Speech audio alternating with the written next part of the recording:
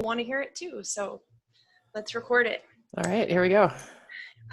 So as usual, we have just a few updates and reminders for you. We wanted to make sure that we get things straight for what's happening in January. So in January, we'll have this regular whole group Zoom on January 15th as scheduled. And then, like we mentioned last time, we'll have another online event on January 22nd, and that's something that you all can come to, but also we'd love to have you invite your Advanced Institute participants to that online event. So it'll be at 3 Pacific, 4 Mountain, so our regular time, 5 Central, 6 Eastern. And what we're thinking we do is have take them through one of two C3WP resources that we haven't modeled for you in professional development yet, and that we think people might want to be teaching in the spring.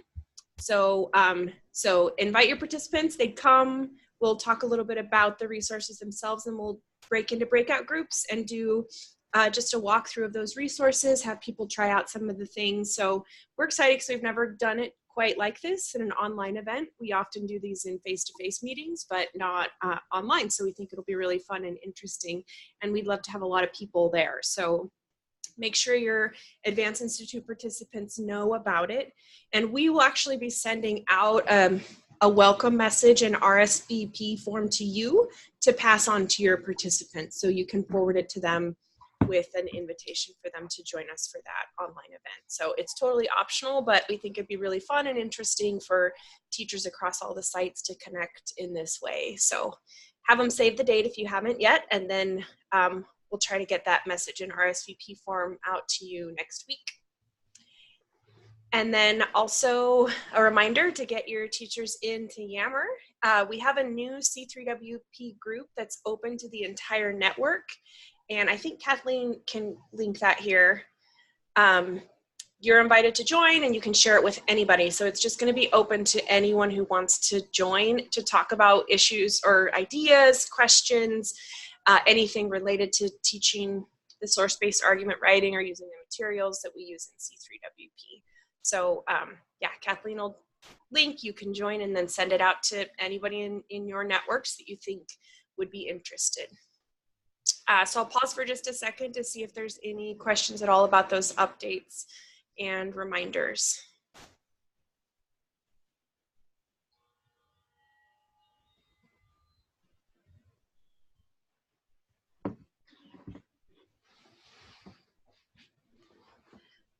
Okay, so then we thought it would be nice to start this meeting. We haven't done it quite like this before, to see if there's anybody who would be willing to share something that's going on in the work in your Advanced Institute with your teachers. So any celebrations, cool adaptations, neat things that have happened that you've done in PD or that you've heard from teachers' classrooms.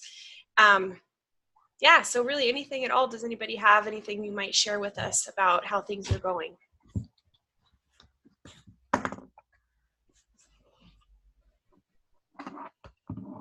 Okay, hi everybody, Harriet from San Jose.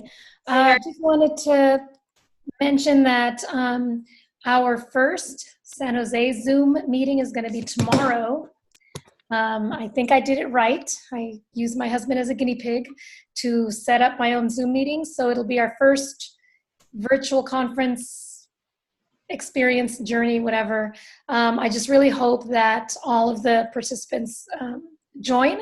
According to the email response or the invitation, it says they accepted the invitation, so I'm assuming they're coming. So we'll see how that goes, but I'm excited to see how this rolls out. And I hope it's as successful as what you guys do with us here. So that's the only update. Oh, that's exciting, Harriet. We can't wait to hear how it goes. Really. Thank you.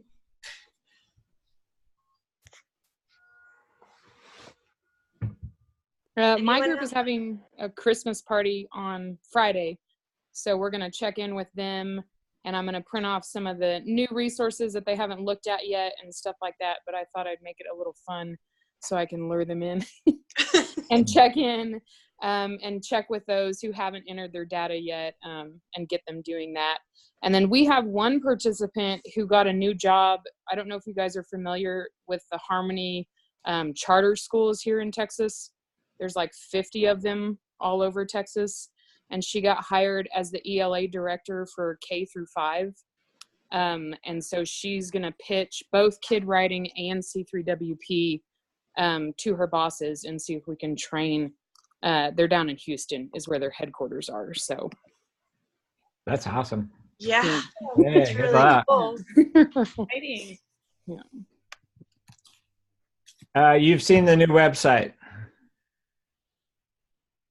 Because if they're going to pitch, they might want to have the new website at the ready, because it's nwp.org is now sort of a public facing for exactly purposes like that. So it now looks cool and has a much clearer story of who we are and what we do. So you might, Chanel, you might pass that on to her.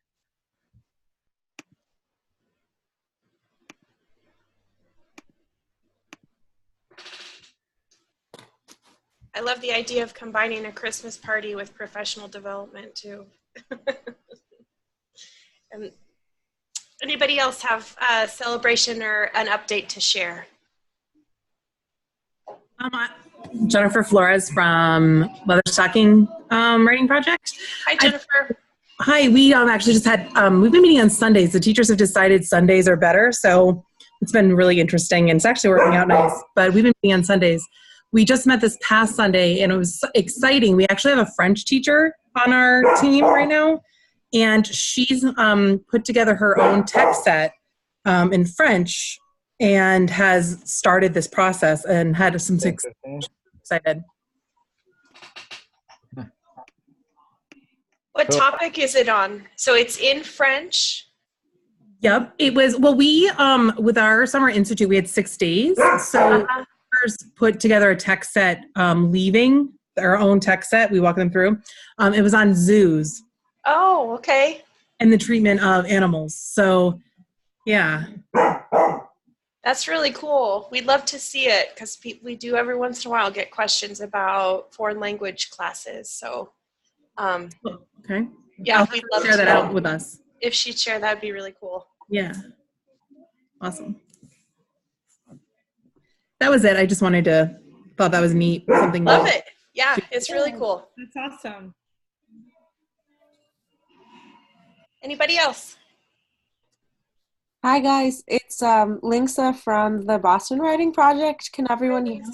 We can. Okay, so sorry I was a little late to the meeting. The traffic was crazy today, but I just wanted to share that one of the things that we kind of set up at our last meeting was this idea of analytic memos, which is a way for teachers to reflect on some patterns they're noticing as they're teaching the C3WP curriculum, and also just as a way to explore something inquiry related in their classroom, just that they want to explore. And it may or may not be related to C3WP, but I think that in order for teachers to take ownership, they need to do their own reflective process on how it's working for them. So I posted what analytic memos are in case anyone else wants to try them out. I think I posted it like last week on Yammer, but one of the reasons we decided to do those was because there were some, I would say a good majority of teachers were having trouble fitting the lessons into their school's curriculum. And so we wanted to try to figure out a way to help teachers, you know, make it their own. And so we figured analytic memos would be one way to do that. In addition, a lot of the lessons we found were taking a lot longer than, you know, for example, it might say 5 to 7 minutes, you know, to do a free write. But a lot of us teach at full inclusion schools where kids need a lot more processing time. And so we've had one teacher who works at a full inclusion who's done a lot of work around just scaffolding the curriculum for her students. But a lot of teachers just haven't really taken it to that step yet. But we're trying to encourage others to do that as well. because, you know, there's no kind of one size fits all for this. Yeah, thank you. That's actually a perfect transition to what we're gonna talk about today. So thank you for sharing that. So what we did in designing this this month's call was went back to things that came up last time we all talked. And I don't know if y'all remember, we made a list of things that people were thinking about and grappling with, like this exact issue, Lindsay, of how to find time in existing curriculum. So then we brainstormed people that we had talked to about that, who we thought had some ideas, and we asked Amelia Barnes to be a featured presenter. And this is a thing we're going to be trying out. Maybe not in every meeting, but in other, you know, in a few meetings when cool ideas come up, things that you're trying, things that you can help people think through that would be really helpful. We might invite some of you to be featured presenters to talk about how you're kind of working through the challenges that you're facing in the work, and then open it up to a larger conversation, either in breakouts or as a whole group. So yeah, we're going to hear from Amelia today. I'm actually going to pass it over to Sarah Woodard to see if Sarah wants to say anything before I let her actually pass it over to Amelia, because Sarah worked with Amelia in preparing for this. So surprise, Sarah. Oh, good. I'm just going to make this very brief. When we were talking and planning this meeting, we really wanted to be responsive to what we felt that was a need of the group as a whole. And we definitely know that part of this work is figuring out ways that we can make the curriculum of C3WP fit into the schedules of all the different kinds of schools that we work in, as well as curriculum demands. And so I immediately thought of Amelia and her work with Piedmont Voices writing project. And so she's going to just share with you some different examples of how they have made it work both with curriculum and different schedules. So take it away, Amelia. I think she's going to share her screen because she does have some slides. And so those of you who are maybe calling in, just if you're not seeing the video, then I would recommend that you check out the agenda where the slides are linked a little bit later on. Okay, I'm sharing my screen. I'm hoping that I've done that correctly and you can see it. Yes, okay, cool. So I'm with Piedmont Voices Writing Project. I teach in Greensboro, North Carolina. This year I teach mostly 10th graders. I have an 11th grade class this semester as well, but I'm not using C3WP with them this semester just because it is one of those inclusion classes and I needed to test it out and figure out how it worked before I put it in that context. But so basically, some of the constraints that we came up against in May when we were going through training was trying to figure out how this worked with block scheduling, because it seems like most of the materials were geared very much towards a traditional model school. And so this idea of trying to fit 4 cycles of instruction and data analysis into one semester. And half of our TCs who are participating are in high schools and so are on a block schedule, and half are middle school teachers and are on a traditional schedule. So we were trying to figure out how to make that work. So what we ended up doing was dividing into 2 cohorts. So we have the traditional cohort and then the block cohort. And the block cohort's all high school teachers. The traditional has 1 high school teacher in it who teaches at a school that has an alternative schedule. But for the most part, we divided up. And that was, I've been working mainly with the block scheduling. 4 of the 6 block scheduling teachers teach in my building, which means that we have more consistency amongst ourselves and are a little bit more able to work together on this. And so that worked out really well for trying this out for our first time. So we teach 90 minutes per day, 4 classes a day, and we get new students in January. So we have to start really quickly and then go at a pretty hard pace to get everything in before students take exams. So we have 1 week next week. We go on break, we come back, we have 1 week of class, and then students take exams. So we're down to like 2 weeks of school left with these students before we reset and start over. So what we sort of came up with was that we were going to put the C3WP in our 9th grade curriculum and our 10th grade curriculum. So some other constraints there that we were having to play with: the 10th graders take an end of course exam And this exam factors in really heavily into our school performance grade. And so administrators put a lot of pressure on us about following specific curriculum, and district people check in on us, and we have a lot more requirements there that we have to meet. And then our 9th grade classes actually have a mandated curriculum that none of the teachers like. But it's scripted lesson plans with a day-by-day pacing guide they're supposed to be sticking with. And 10th grade's also piloting a brand new curriculum for the district. So we had a lot of things going on at one time. And these are some of the ways we've attempted to solve them. We're still waiting to see the final result and how successful it is. And we definitely have some tweaks we're going to make next semester, but this is kind of what we've got going on so far. So to meet the block scheduling challenge, we decided that we would, to manage 4 instructional cycles in the semester, we were essentially teaching 1 instructional cycle per month. And so we prepped our first instructional cycle in our August launch meeting with our TCs. And we started it the 2nd week of school, right after we'd established routine writing. From there, we met face-to-face in the 1st week of September, or 2nd week of September, and then we did an online professional development meeting 1 week after that, where I presented 3 resources based on the data. And we just followed that same cycle. We would meet 1 week early in the month, and then 1 week later, we would have professional development. And the way that we fit it into our classrooms, because we have longer class periods, 50 minutes is a lot of time, but it's not necessarily going to completely wreck our teaching for the day. So some of us opted to do mini units where we would take a break from all the other curriculum for a week and do the C3WP resources along with the independent reading and the other like daily class activities we were doing.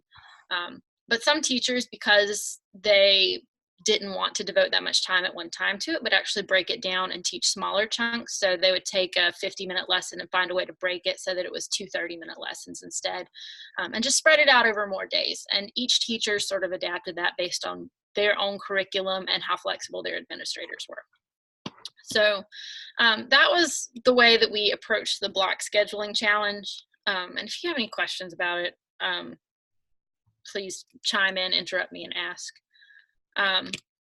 But the other thing was dealing with curriculum restraints. So this one was a little trickier, but there were some factors that definitely helped us here. So the 9th grade teachers have been advocating against this 9th grade curriculum for about 4 years now.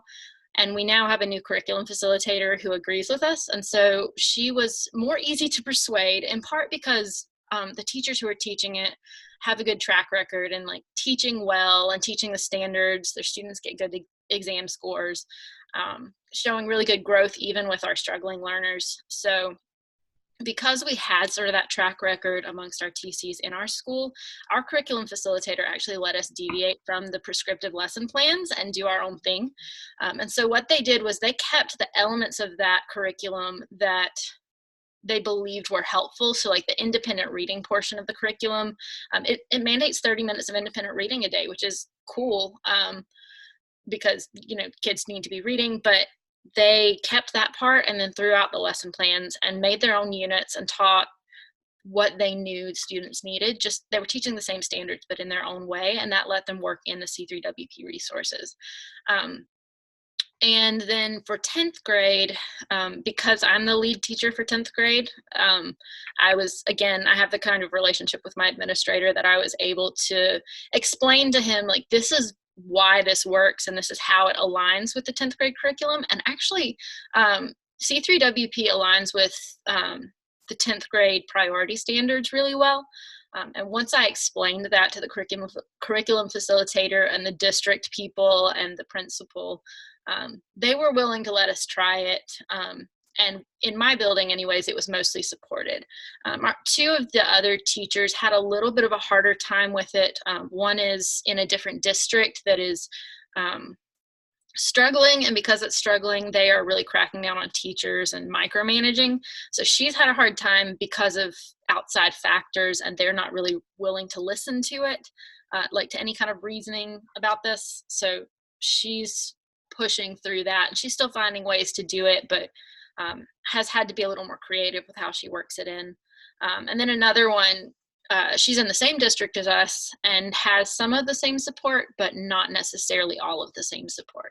So 4 of the 6, we've been able to do it well. 2 are struggling a little more because of less support in their buildings, but are still finding ways to do it by tying the text sets to whatever it is that they're studying in the pacing guide. And so by selecting text sets more creatively and also building their own when necessary, they've been able to make it still fit in the curriculum. So, yeah, I think I talked about this. One thing that I talked about with Sarah and that she said I should mention was 9th grade decided this year that they were going to teach Romeo and Juliet again, which we've not been allowed to do for the past 4 years because it wasn't in the mandated curriculum. But since this year they decided to teach it, one of my co-teachers decided she wanted her students to write an argument essay on teenage love.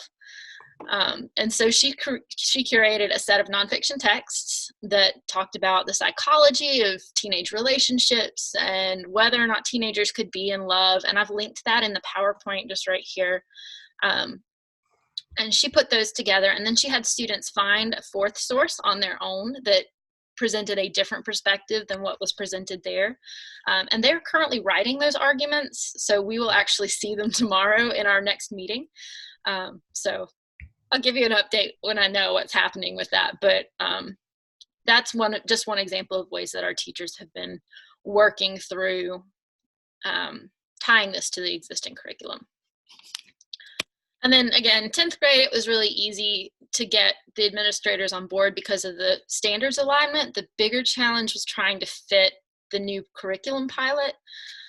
So one good thing about the curriculum pilot, and I'm hesitant to say good things about Pearson in a lot of cases, but one of the good things is that this particular textbook does emphasize writing, and it emphasizes writing to sources. So that was a good piece, and that gave us kind of a building block to argue for C3WP, because essentially what the textbook has them doing for writing is the same thing C3WP is doing. They're just doing it with literary texts and essential questions instead of student-directed arguments and, current events. So we don't know for sure that we're going to even have this curriculum after this year. So we did not rely very heavily on the new Pearson curriculum yet. And stuck more with C3WP, but because we're a pilot, we get to suggest to the district how to use this curriculum next year. And so we're actually planning to try to advocate for C3WP being added as a professional development resource in our district, so that 10th grade teachers, and well, all grade levels, but in particular 10th grade teachers who are working with argument writing, because that's such a big piece of the exam, have this other resource and being able to show them how it blends with this new curriculum they're trying to implement, but takes it to a more student-centered place. So our major takeaways, one of the things we figured out was that 4 cycles in one semester is really, really hard. So we kind of cheated. Our 4th cycle is going to be a revision cycle because they're shorter instructional cycles, and were easier to do because students aren't having to produce a new piece of writing. They're going to go back to one of the 3 they've already produced and work on that. Being prepared to explain C3WP and what it stands for and all of the acronyms and the standards alignment and all of that goes a long way in helping administrators and district people to support you.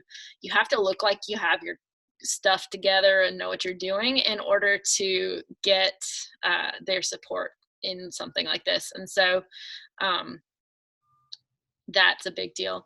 And then one of the things that really helped was that, at least in my building, the teachers, the 4 teachers who are doing this, have a really good relationship with administration. We've won a lot of their trust by, following their guidelines and doing the curriculum even when we didn't really want to, and still managing to be successful, and our students are successful.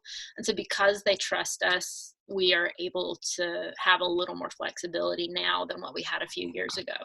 So that's recruiting TCs who have that trust relationship in their school.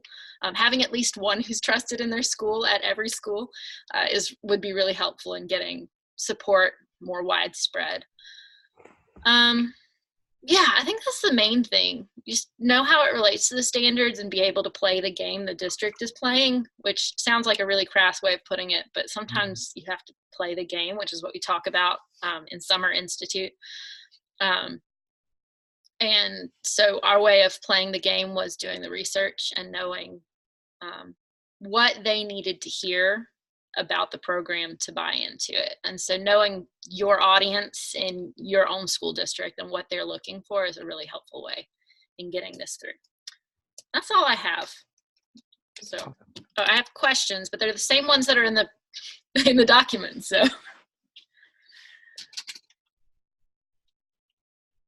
okay, I'm done.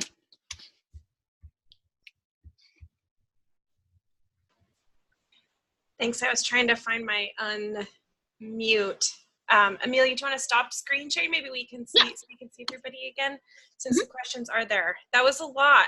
I mean, you've made so much progress around this in not very much time at all. So I know that there's a lot to talk about. Amelia has some questions. People could also ask her questions or just follow up with anything you're thinking about or strategies that you have for finding time in the existing curriculum. So I think we don't need to go into breakouts. I think this is fine, the size of this group, just to open it up to conversation around anything Amelia said or the questions from the agenda, which maybe we should read aloud for people who aren't on in the, who aren't seeing the agenda. Sarah, would you read the questions so I can, because I don't have it right up for me. Absolutely. Thank you. Yes. And I think everyone knows this, but I also, just to state this one more time, the block schedule, because I've taught on a block schedule where it's the same courses, you know, yes, for a semester, but you're seeing different courses or different classes every day. And just to clarify, Amelia, your block schedule is that you're seeing the same classes every day. I see the same 4 classes every day for 4 months, well, 90 school days, and then I get all new classes in January, and I won't see those kids again. Right, yeah. Yes, so, okay, I'm gonna read the questions. So one of the first questions is, what curriculum requirements are in place in the schools where your TCs work? Consider testing, district mandates, administrator expectations, etc. How much flexibility do teachers have within this curriculum? And then how do we know? How do we know that that's the case? How do you know? How much freedom, trust, and support do your TCs have in their schools? What information or strategies can you provide your TCs to help them gain more power to make curriculum decisions in their classrooms? What level of understanding do your TCs administrators have in regards to writing instruction? What knowledge gaps can you fill to help them see the value of C3WP? If your TCs are absolutely required to adhere to existing curriculum, how can you modify C3WP to help them incorporate it while still honoring the standards of C3WP instructional design? Those are, I think, very powerful questions that Amelia is posing for us. So I'm not sure if we just want to open it up for a discussion. And also I would say any other questions that participants have for Amelia as well are welcome.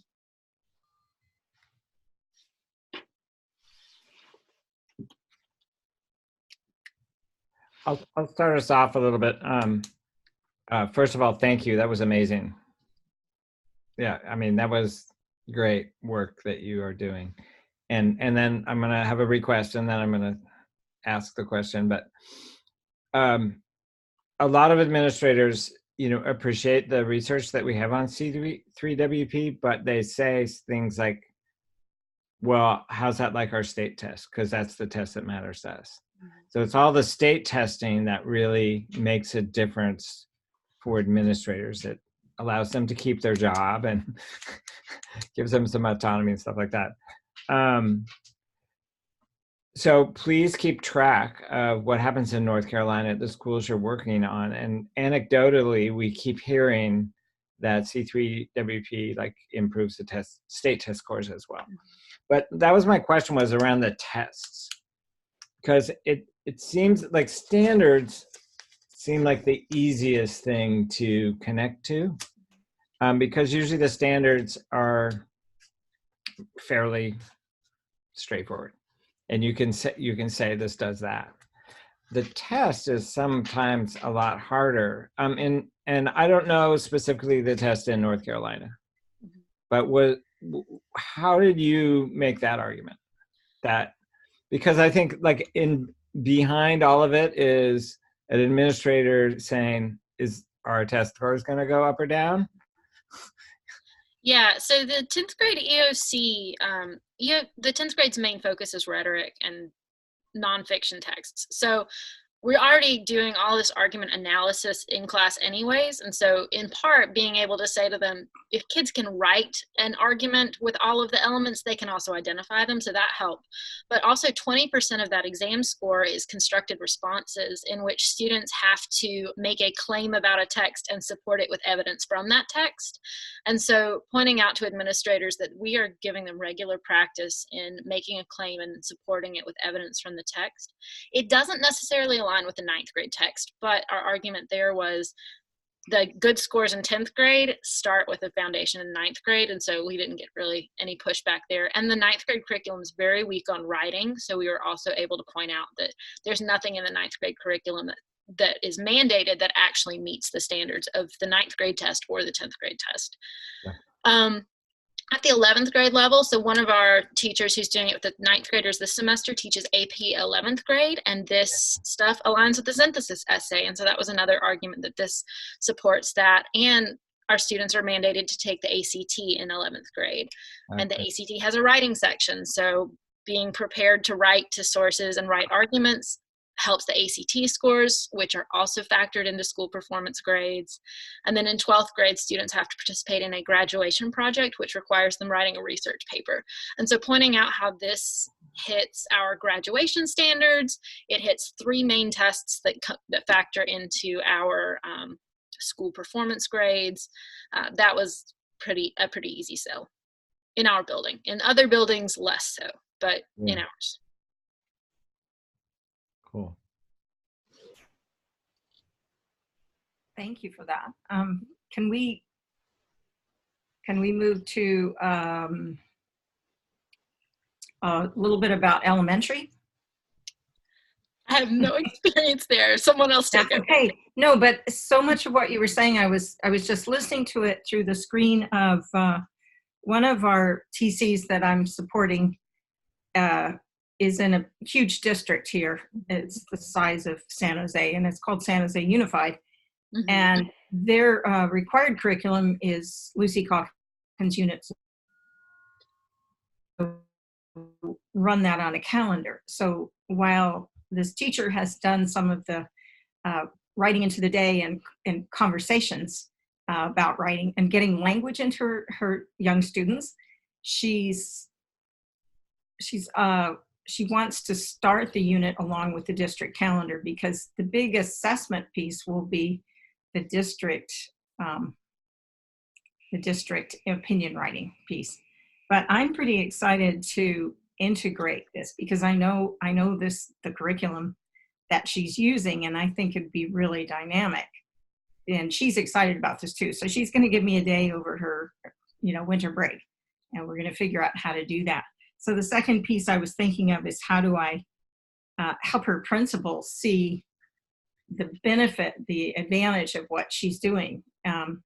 Because she has a relatively new principal who is reviewing her this year and has started off in not a real friendly, respectful mode, let's say this, and probably is unaware, that that's how he's coming off. But I think another piece of support for her to kind of take her experience of what she knows about the district assessment. And I know that our California, our SBAC, our constructed response, the C3WP stuff is perfectly aligned for that. It's built for it. So we can assure a principal of that. But I think the piece of how the district sees units of study being implemented properly, and how that'll work with C3WP is kind of an exciting adventure. But at least she's got the time carved out for it, you know, that issue's done. But I think building the relationship and the trust with this particular person who's in supervising position is pretty key. So that, thank you. It just really made, the whole time I kept running that through my own little mind going, how do we do that? How do we sell this person? Because he got a really nice email from Harriet, you know, congratulations, your teacher consultant's doing this great work. You know, but that was back in the fall. So we want to resell, I guess. Yeah. River, that's another thing that I think the network would benefit from learning from, because there's a lot of, because Lucy Calkins is all around the country, and it's pretty time consuming. So it's not like there's a lot of open days that you can put C3WP into. So I think there would be great interest in what she comes up with and how she integrates it. And if you would post that, and if she makes a chart or something, that'd be cool. If you could post that on Yammer, I think everybody would love that. Sure. Well, and not only when we plan it, but I think after she does a little implementing, because you know, there's that great looking plan, and then you get into it and you go, shoot, we got to really revise this again. You could post the plan anyway. Don't be shy. Okay. Just post the plan anyway and say, we haven't done this yet, but this is our plan. We'll get back to you. Yeah, look at us. Because maybe somebody else is in the same place, you know, where they just need a plan. Okay. Well, yeah, I know. It could be, it could help someone else. Yeah. Well, and I was thinking both while Amelia were talking and then your response, River, that some other people may have teachers who you need to like uncover more about what's actually going on with them. So if you have teachers in your advanced institute who are saying, I just don't have time in my existing curriculum, there's a lot of digging to do to figure out what that really means. Like, is it time? Is it curricular constraints? Is it administrator expectations? Is it assessment? You know, Amelia really thought through with her teachers a lot of all the things that seem to be problems, and then did research to try to get around them. And it sounds like you've done that with this teacher too, River, to say like what really is at the root of the problem. Yeah. And how can we find something that's going to appeal to an administrator? Because it is important to them, like Amelia said. So we have to think about what's important to them and what's really at the root of the problem. And so it might take some conversation, like sitting down with that individual teacher to really figure out what's going on and how to help them, you know, deal with it. But I also want to say one thing too, Amelia, when you said, I know this is kind of a random thing, but I want to not forget to say, when you said we kind of cheated, we're doing our 4th cycle as a revision. Like, that's not cheating at all. Right. No, I was talking about cheating. I know what you mean, but really, like, the fact that they're doing 3 full instructional resources in a semester and then doing revision, which also really helps students name, you know, I mean, there's instruction embedded in that, and that is a cycle of instruction. So I think it's cool to come out of this with, you know, a revised piece along with the other 3 that they've written. So, and I had an aha moment this week, because I waited until this week to introduce the student using sources tool to my students, just because everything else going on, I didn't get it in earlier. And I showed that to my students, and they said, if you'd shown this to me 3 weeks ago, I would have written this essay differently. I was like, okay, well, duh. So next semester I'll give it to them a lot earlier. And we'll start talking more about like what being nuanced really means more explicitly next semester. So I also have a lot of things I'm fixing next semester, but that was just one of those things where a lot of my credit too has to go to my co-teachers at my school, just because they're really creative at finding ways around this stuff too. And it's really helpful having people in your building who are on the same page. Yeah. So if you can get multiple teachers in the same building, that makes a big difference too. Because administrators don't look at them as outliers. Well, yeah, that makes sense. And I was thinking that too, as you're talking, that you've obviously had like a lot of conversations with your colleagues and work together. And so that's good news for us thinking forward about doing PD in schools, because typically you are working with a whole school or a whole district where you can have those conversations. It's hard when you're the one person in a school to make the kind of progress you've been able to make. So what about other people? Thoughts about what Amelia said? Thoughts about how you've helped teachers or teachers who are maybe struggling in different scenarios or situations that you need help thinking through? So really anything anybody else is thinking right now about this whole idea of making room in the curriculum.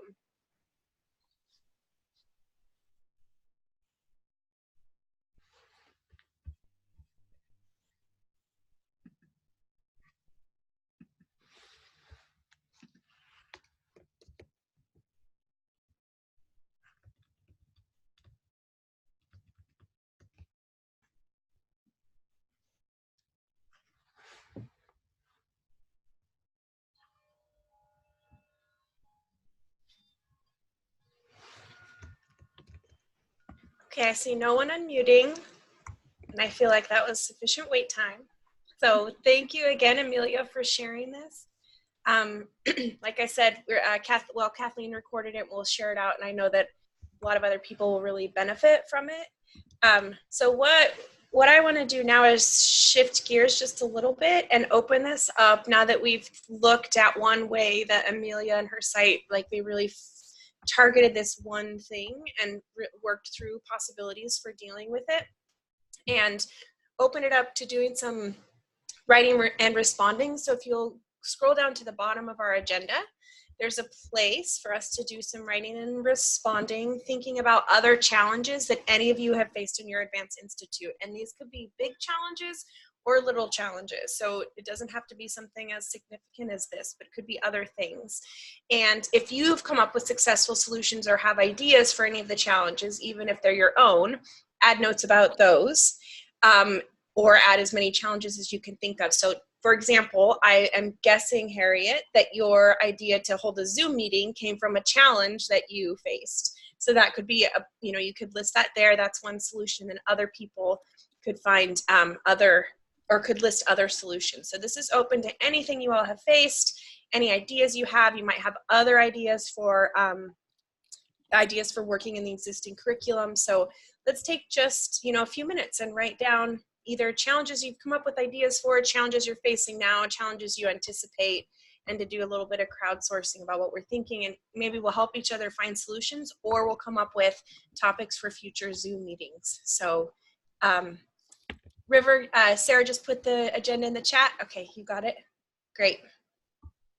If anyone else needs it, it's in the chat. So take just a few minutes to write and respond to each other.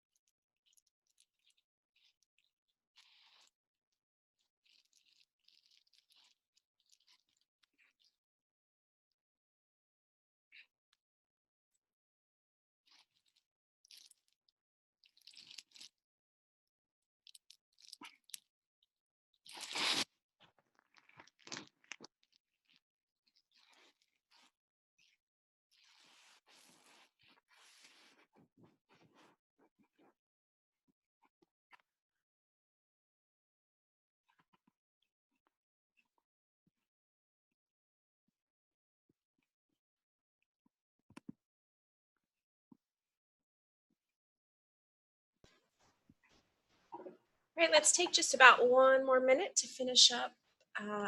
Any last thoughts you are working on right now?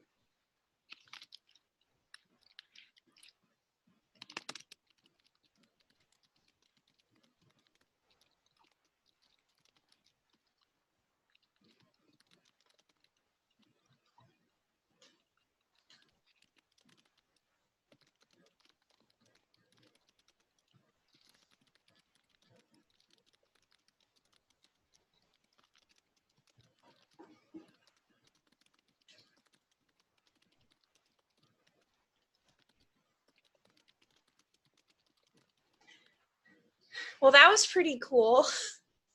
Look at all those challenges and possible solutions we came up with in like 10 minutes.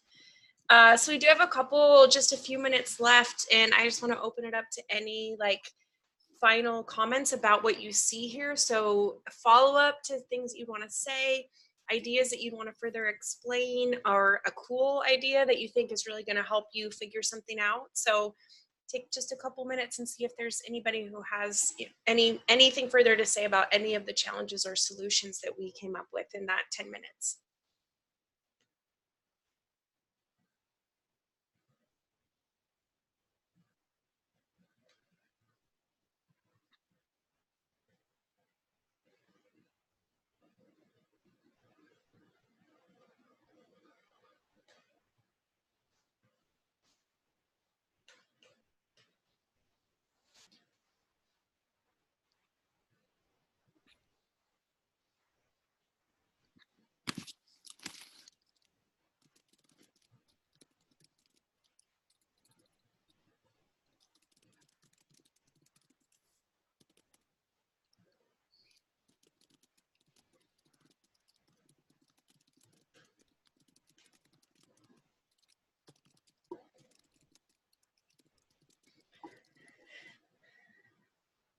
Okay, well, no brave person is going to share something. No one's unmuting, I see. But thanks, we have it all here. It's in the document. We can share it widely with other people, and you can come back to it too. So, and then we can think about if there's more conversation around this, or people who thought through some ideas that we might share in future meetings. So thanks again to all of you for such a great conversation and really great writing, and special thanks to Amelia for being brave and sharing very first of everyone, and the rest of you should expect, now that we see all the cool ideas that you had and hear more about them, expect to be tapped to come and talk about what you're trying. But it's a pleasure. Thank you so much. Good luck with the last days before the break, and have a wonderful rest of the year. And we'll see you in January, unless we see you online in some way. So thanks, everybody. Thank you, Sarah. Thanks, Cecilia, Tom, Sure. Kathleen. And thanks, Have a great night, everybody. Awesome. Yeah, really cool. Good night, Hey, I have a quick question not related to C3WP. Does Okay. NWP have its own